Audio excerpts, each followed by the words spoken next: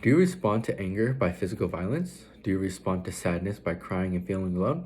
If so, look no further, because today I'm going to try to help you control your emotions so that they will not cloud your judgment or choices. Good morning, Speech 10 class. My name is Oliver Sheen, and the topic I chose for this project is emotions, with an emphasis on controlling emotions to better yourself and to help your social life. I chose this topic because I too struggle with controlling my own emotions when the time arises. So I let my emotions cloud my judgment, and I want to learn how to control them so they don't affect my judgment and choices. I'm sure everyone at some point in their life has let their emotions cloud their judgment, whether it's responding with physical violence or shutting people out and wanting to feel alone. I'm sure everyone here wants to better themselves, and I'm going to teach you how. In order to control one's emotions, they need to identify those emotions and reflect on those emotions. Then an engagement reprisal can happen, meaning looking for another option. And finally, choosing whether to act on your feelings or emotions or actions. Yes. So to get started, one needs to identify and reflect on those emotions one is feeling. To identify one's emotions, ask yourself, what am I feeling right now?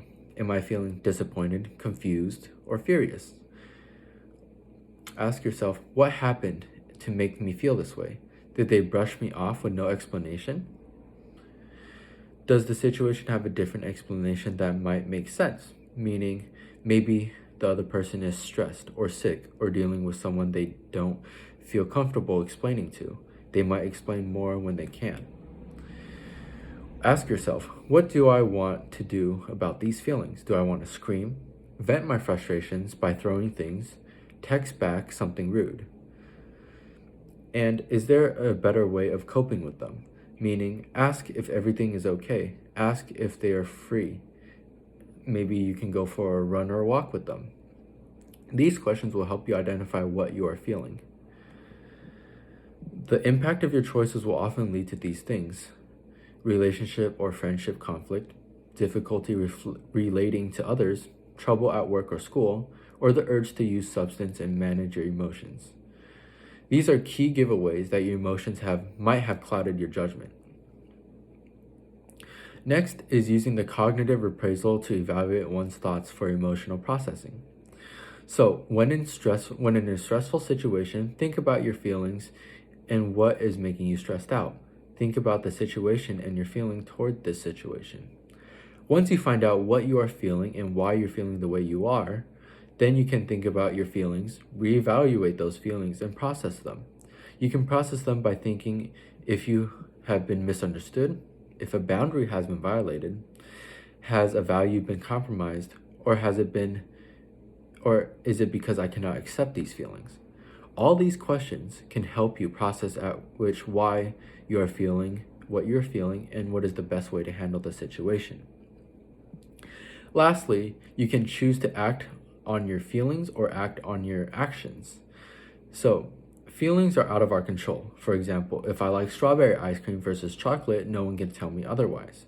When someone makes an impression of a funny or irritating impression, we cannot choose to feel the way we do because of our subconscious.